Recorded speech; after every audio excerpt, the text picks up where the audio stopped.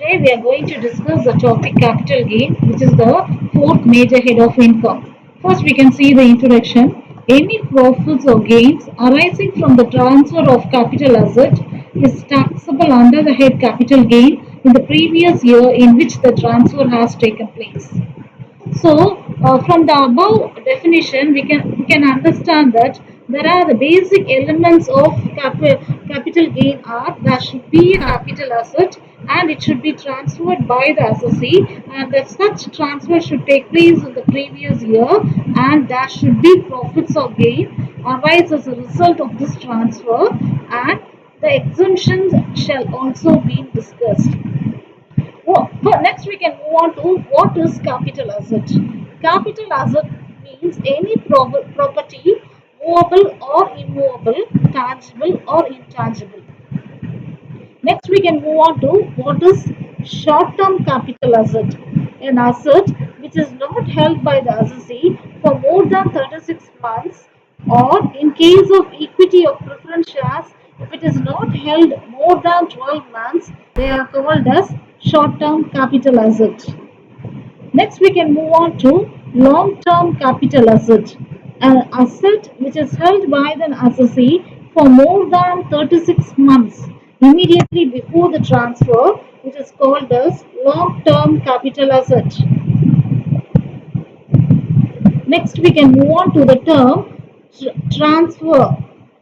Transfer means any sale or exchange or relinquishment of an asset, or we can say in simple words, transfer includes sale of an asset, exchange of an asset, relinquishment of an asset, extinguishment of rights, and last one is compulsory acquisition of an asset. Next, we can move on to the term, the meaning cost of acquisition. It's the value for which it is acquired by the assessee, or we can say it is the cost price. Next, it includes, that is, the cost of the asset includes all expenses of capital nature incurred in making an addition or alteration to the capital asset. That is, the first is expenditure after 31st March 1981 should be included. Next, we can move on to the calculation of short-term capital gain. That is, if a short-term capital asset is being transferred, it is known as short-term capital gain. We have to calculate, the formula or the concept is, first we have to take the full value of consideration. It means sales value. From that we have to deduct what are all the expenses incurred related to transfer.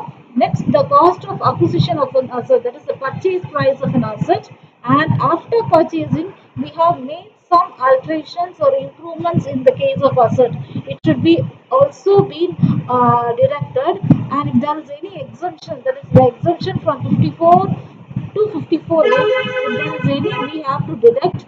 The resultant figure is the short-term capital gain.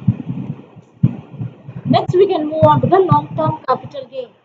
Here also the same procedure, we have to take the sales consideration. Then we have to deduct from that the expenditures incurred, and here the new concept comes is index cost of acquisition, and index cost of improvement should also be deducted. If there is any exemption, the same exemptions from section 54 to 54F should be deducted. The resultant figure is the long-term capital gain. Next, we can move on to the factor, that is the term indexation.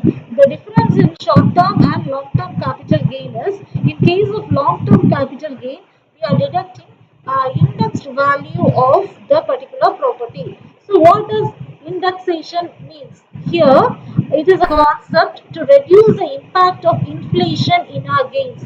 That is, that the price of the product will not be the same as now after 5 years. So, this is because of inflation, and it is the process of reducing inflation on calculation of capital gains. Tax authorities allow this concept of indexation so that to get a higher notional profit. That is, overall, we can say that is uh, we can reduce the tax you pay, thus increasing the price of a asset. In the next slide, we are seeing how to calculate the long-term capital gain. That is the index cost of capital gain. If the capital asset is being acquired, if it is being bought before, if it is being purchased before 1/4/1981, then we have to take that particular cost and we have to multiply that with the cost inflation index in the year of transfer divided by the cost inflation index for the year 1981-82. Here, if there is any fair market value which is on 1/4/1981, the cost, either the cost or the fair market value, whichever is higher, should be taken. In case if it is acquired after 1981, we have to take the particular cost only and the same procedure, the cost inflation index in which it was sold divided by the cost inflation index in which it was purchased. Next, the same procedure for cost of improvement also. If the particular assessee has made any improvements to his house or building before 1981, it should be ignored. After 1981, if he has made any improvement, then we have to take the particular cost and cost of improvement into the cost index or index in the year in which the particular sale has been conducted divided by the cost inflation index on the year of improvement. Here there is a small example. It is a short-term capital gain. Here the house was being sold for rupees 2 lakhs. Here it is the sales consideration is 2 lakhs, and here as it is a short-term capital gain, it is being sold for, that is, it has been purchased for 1,50,000. So when we are deducting 2 lakhs from 1,50,000, we are getting a capital gain of 50,000. Thank you.